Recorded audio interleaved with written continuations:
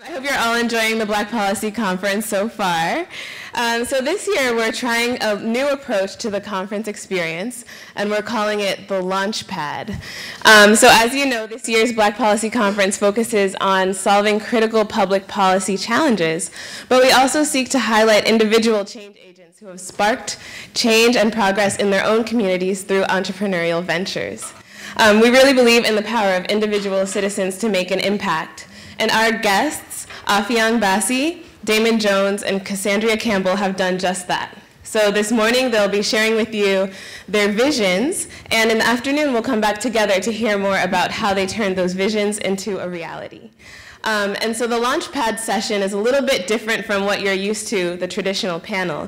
Instead, we'll hear brief remarks from them and then have a short facilitated discussion by our very own Professor Steve Harris. And then we'll break into breakout sessions by last name so that you can dig deeper into your own visions and think more about how you reimagine opportunity in your own lives. Don't forget to follow and continue the conversation on Twitter using our hashtag #BlackPolicyMatters. And with that, I'll turn it over to the panel. Thank you.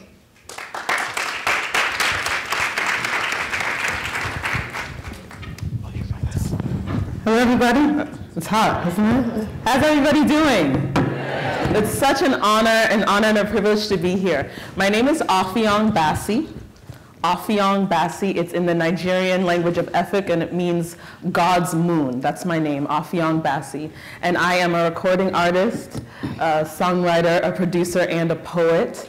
I was born and raised in the Boston area, in Cambridge actually, down the street, but I still could not find this building for the life of me today. And so I'm a recording artist, as I mentioned, and I also am a director of a leadership development institute, and I work to help promote education advocacy among Black people who are low income and working class around the nation.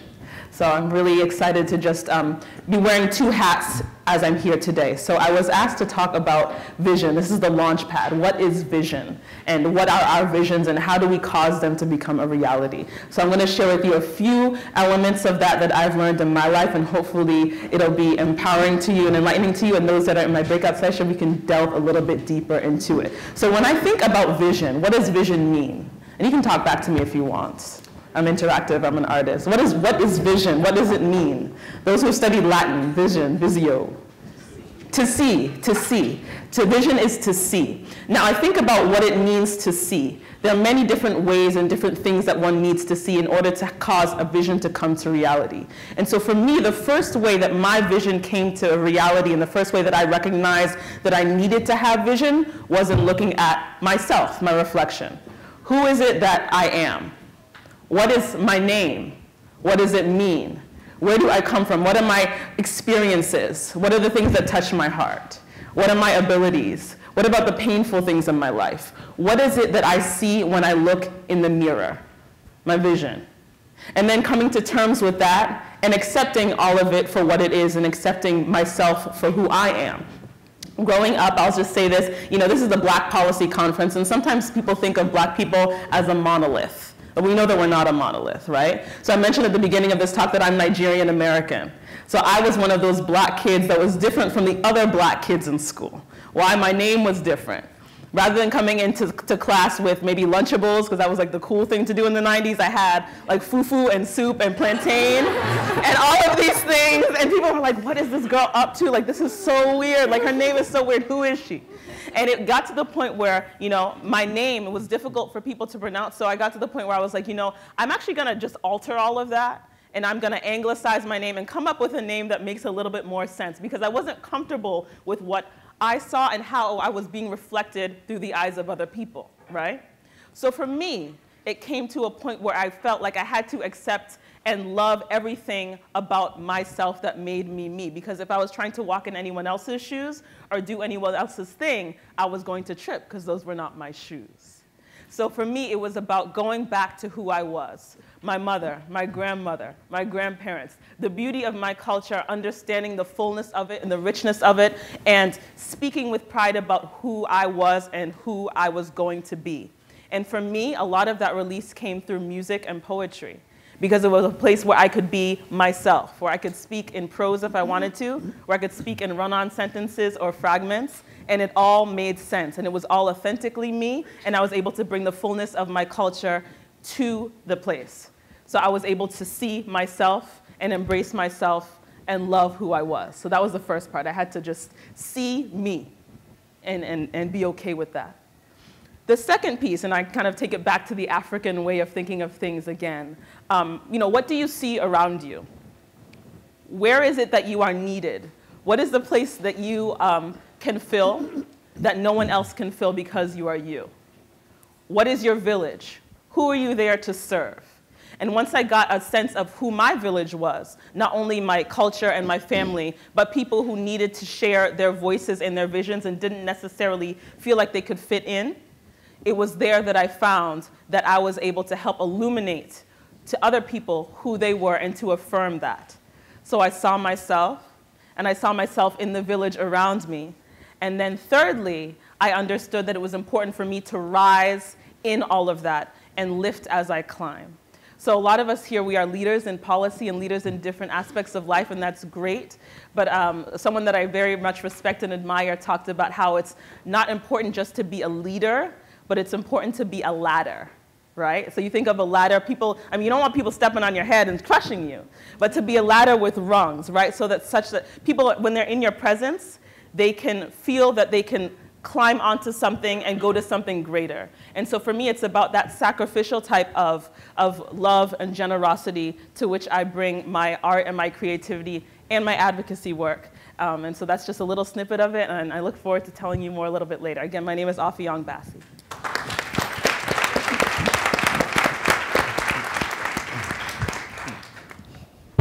Hey everyone, how you doing? Doing great. My name is Damon Jones, and I am an entrepreneur. First and foremost, I'm a child of God, and I'm an educator. And I've been educating and working with children in various capacities for 20 years. From classroom to adult education, online education, you name it. I've pretty much done it from Los Angeles, California, all the way to Anacostia, Southeast Washington, D.C. And I really love the kids. I really love working in the community. And I love to see their faces when they light up and they get it, right? I love that. What I don't love is what you see on the screen behind you. And it'll scroll at some point. The young men with their pants hanging below their waists, with their butts all out and all that good stuff, right? And so when I see that, it hurts me, it pains me for a multitude of reasons, right? One, because as Afiyang was saying, as a visionary, I see a bigger vision for our people, right? I look in this room and I see a bunch of talented, educated people who are driven to make change. And then I look at my young men and my young women in the community and I see a disconnect. They don't see in themselves how they can effectuate change in their own life, how they can effectuate change around them. They don't even understand why they're going to school every day. They don't understand why they're learning math. They don't understand why they're learning science. And the reason why they connect with a subculture, a prison industrial complex, for example, is because they don't see in themselves any semblance of where they can go out into the world. They don't understand that even though they are inherently genius, super creative, and innovative, they don't understand that they can channel those gifts, all of those gifts that they've been given, to create something awesome. And so that pain and that self-realization and seeing in these young men, especially myself, right? I'm Harvard educated, I have a master's degree, but when I walk out into the street, I'm Trayvon Martin, right? I'm Jordan Davis, right? At any moment, someone could say, you know what, you don't look like you're educated. I had another brother say that to me just the other day. Sat down next to him at the restaurant. He said, man, you know, before you open your mouth, when you came in, I thought you were Mr. Rough and Tumble, right? Mr. Thug. No, sir, right? And so for us to reimagine our position in this society, reimagine how we're going to effectuate change in this society, we really need to reimagine how we look at ourselves. And so I echo a lot of what Afiyang is saying, because how we're going to make change really does start within, right? It really does start with where we are. And so that has manifested into my most recent, I guess, manifestation of my vision, which is STEAM America, all right? And STEAM education, in brief, is science, technology, engineering, arts, and mathematics. And the key is the arts piece. because we've been putting a lot of money, time, attention, policy into STEM, right? We've been pushing STEM. We've been pushing math. We've been pushing science. But guess who's not buying? The kids, right? We're in these rooms talking about they have to be proficient in math. Technology is the way of the future. But when they go to school, they don't see a connection between what's going on with the teacher and what's going on in the world. When they open up their computer, they go on YouTube and search for videos and they learn how to twerk, but they don't learn how to program a computer, right? We have children, and we discussed this a little bit yesterday, that are functionally illiterate in the 4th grade. And what's disturbing about that, what's really disturbing about that, is that the new literacy is in programming, it's in coding, it's in robotics, it's in learning how to take that creativity that you inherently have and applying it to new mediums. And so that's what my organization does. It seeks to address some of these ills that I've noticed in the education community. I see parents who feel disempowered. How do I help my child? We write curriculum so you can bring learning into the home. We see teachers like myself who are in the classroom are like, I can't teach my babies the way they need to be taught because I have to teach to a test, right? So we give them solutions for how they can implement arts integration, making learning more relevant in the classroom, right? And then we see, of course, the babies who have no clear connection between themselves and their future. And so what we try to do is stimulate them, right? We try to make learning fun. And there's nothing wrong with learning being fun, right? Learning should be fun. Life should be fun. And a lot of our young people don't realize that because when they leave our little schools, our little institutions, a lot of them go to the hood, right? And that hurts me too because I know what that feels like. I didn't grow up with privilege. I went to a privileged school, and thank God for that, but I didn't grow up with privilege. And so now that I've been able to taste a little bit of what access feels like, because I can go to people and say, I went to Harvard, right? And all of a sudden, they're not looking at me like DMX. They're looking at me like, all right. A couple people were thinking that, huh? Like, this brother, like, right? Okay. I didn't think y'all be thinking that exactly, but yeah, I get that, and I know they get that, right? I know they get that. And so it's very important for them to understand that beyond this shell, there's someone who can create whatever they want to create. And at the end of the day, that's what STEAM America exists to do, to show our young people, especially young people that look like myself, that look like you, who may be disregarded, disconnected, disadvantaged, that whatever they choose to do, they can. I'm looking forward to talking to you about this more. And what I did, because I knew I was going to be in a room full of really smart people, really driven people who are visionaries, I wrote this document called The 8 No's of Vision Manifestation. And it's just a guide to identify and then to manifest your vision, because I'm really big on vision. So I want to talk about that more later. If you want to, you can just pull out your phone, text the word NO's, 58885. I'll send that to you. And last thing I say, I hope that today is like the beginning of a discussion. Because one thing even more powerful than individual vision is collective vision. And so if we can come together to solve some of these ills, whether I'm channeling through education or you're channeling through chemistry, we can come together and do some amazing things. Thank you.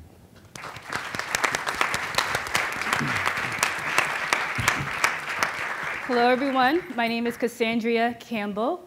And like Damien and Afyang, being a visionary has been a very emotional experience for me. About 3 years ago, I graduated from MIT, and I decided that I wanted to go back to the neighborhood that I grew up in, Roxbury. It's Boston's lowest income neighborhood and has a bad reputation. But I saw the potential that Roxbury had. I also wanted to work on my health. I had spent a lot of late nights, both at Harvard and MIT, eating junk food, working really hard, but not working out. So I went through this process of building this routine where I was going to the gym and I was buying healthy food. But every time I wanted to eat healthy, I would hop in my car and I would come over to Cambridge. And that was okay with me. It was just a car ride over, no big deal. One day, I was at the Roxbury YMCA. I walked out. I saw a young man, he was about 8. In his hands were bags of Popeye's fried chicken. He was obese, he was struggling to walk. It was really sad, it hit me right here. I could easily hop in the car and go to a place and get food. But it didn't mean that everyone in my community had the ability to do that. At first, I blamed his parents. How could they let their little boy go down the street and eat this food knowing that he was struggling to walk? But then I looked around. The Roxbury YMCA, where I was working out at, is located on Martin Luther King Boulevard. There's several recreational centers, but the only food in the area is McDonald's, Kentucky Fried Chicken, Popeyes, and 2 liquor stores. So if you imagine you take your kids to the city's most well-utilized swimming pool and you want to grab them a bite to eat, your choice is Popeyes or a bag of chips at the liquor store. At this point, I decided that if I wanted to raise kids in Roxbury, I had to do something about it. I wanted my kids to have the experience of being able to go down the street and grab something healthy. This is where the idea for Fresh Food Generation came from. We are a farm-to-plate food truck that sources our food locally and prepares it into culturally relevant food and sells food in low-income neighborhoods in Boston, Roxbury, Dorchester, Mattapan. We are still in the beginning of starting out, which is a very great experience as being a visionary. The startup process is really hard, and I look forward to telling you guys more about that. But really, when I had that vision, I knew I had to follow it. It was something that was keeping me up at night. I was carrying it around with me. That's how I knew it was right. I was going to decide to leave my job working downtown and start a food truck. Sounded crazy. But I started small. I told my mom. She didn't laugh or say that she had wasted her dollars on me in any way. That was a big step. And then I told my friends, and I told my family, and then I started telling strangers. And for the most part, everybody was really excited. And then it didn't become my vision, it became a shared vision. A year later of sharing that vision, I was able to work with a team of people to run a Kickstarter campaign, which is an online crowdfunding, to raise $50,000 to buy our food truck. Thanks.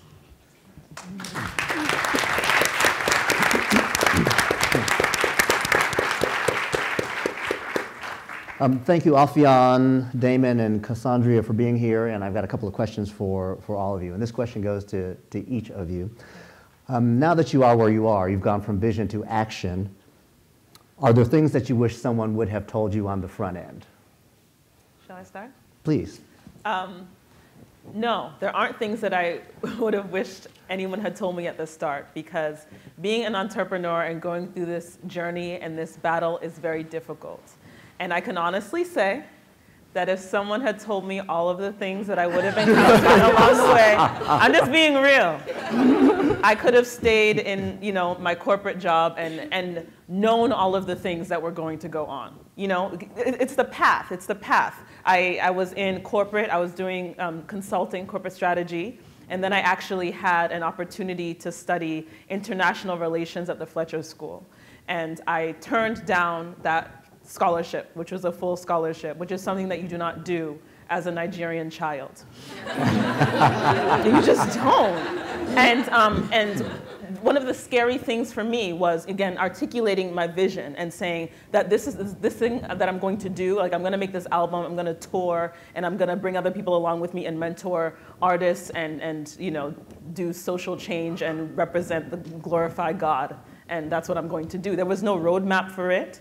And you have pitfalls along the way, and you scratch your knees and you get back up. But it's one of those things that you just have to live it and have the courage to not know what the next day is going to bring, and have the courage to come off of the beaten path. So I'd say I'm glad that I didn't know everything that I knew, but I'm glad now that I do know it, having experienced it.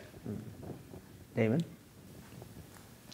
This isn't my first crack at trying something. And I think if you're an entrepreneur in the audience, you know sometimes you have successes and sometimes you don't. But as you reflect, you know that both successes and failures really are just a part of your growth process, you know, and who you are becoming.